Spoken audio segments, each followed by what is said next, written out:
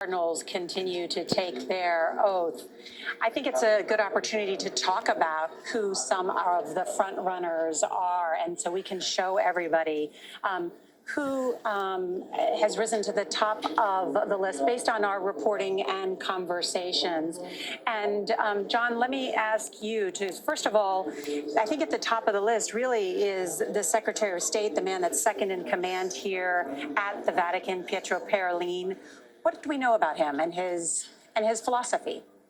Well, Cardinal Parolin was born in northern Italy. He has spent virtually his entire adult life as part of the Vatican's diplomatic corps, served in papal embassies in various parts of the world, and then came back to Rome. He was, for a period of time, the head of the China desk inside the Vatican Secretary of State, and then rose up through the ranks and eventually, as you say, was named to the top job, the Secretary of State, for 12 long years under Pope Francis. I think he would be seen as somebody, Monsignor Tony was talking about the desire for somebody who's perhaps a little more conventional. That certainly would fit Cardinal Parolin's profile. He would be seen as a safe pair of hands. I think the one knock on Cardinal Parolin is that if you were going to hold a charisma contest among these cardinal electors, I don't think he would be in your top 10.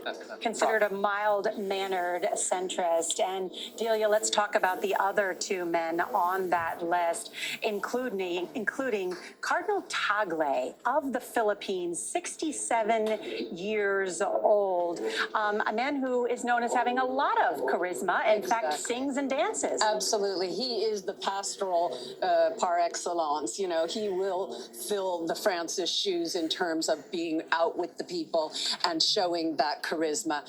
He has had also experience here at the Vatican with the Council for Evangelization, so he has some knowledge of the Vatican, perhaps not seen as such a sort of strong director of the Vatican, which you need, especially nowadays with the finances and lots of other administrative things to do. He was also in charge of Caritas, which is the Catholic charity arm, and stepped down from that. There was some turbulence in that, not necessarily due to him, but he did step down from that. Was he asked to step down from that role? Yes, he was asked to step down from that role, but again, it's unclear exactly what his role in that was. There were a number of heads that were asked to step down there. The Philippines is roughly 80% Catholic.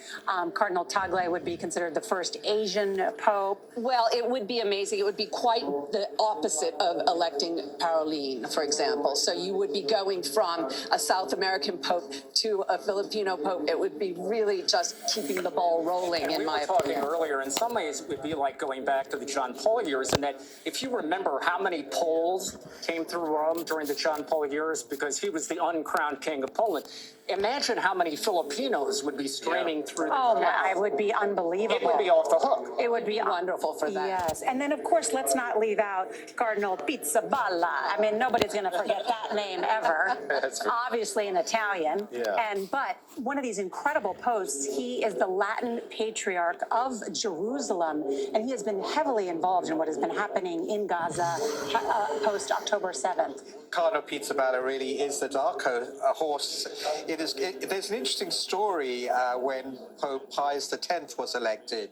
His name, Sarto in Italian, means a seamstress, a sewer. And the story is that a cardinal, when he was elected, opened the curtains behind us here by the balcony and made the sign with his fingers of a seamstress. I'm just wondering what happens with Pizzaballa, which means throwing the pizza into the air. What sign they're going to make. But in fact, I met all three of these cardinals this morning, Cardinal Parolin, Cardinal Tagle, and Cardinal Pizzaballa. And everything you have said is absolutely true. Cardinal Parolin, when he came out, he said, Anthony, I've got to come to Assisi, which is where I live, which is amazing that he remembered it. He's a diplomatic man. Cardinal Tagle burst out into tears. Wow. He is the crying man, isn't he? Yeah, He's very, very... Where's his heart in the sleeve? And Cardinal Pizzaballa, interestingly, he nodded, but he's discreet, reserved. Very interesting. Interesting. I For was, that last name in particular, the personality may not match the fun of pizza dance, which is the literal translation. and I was struck that after October 7th, that Cardinal Pizzaballa said he would be willing to offer himself in exchange for the Israeli children taken hostage. Look, That ultimately not come to be, but he has managed that very difficult situation quite well by all accounts. And that is certainly something in his favor. The thing that is not in his favor is he's 60 years old.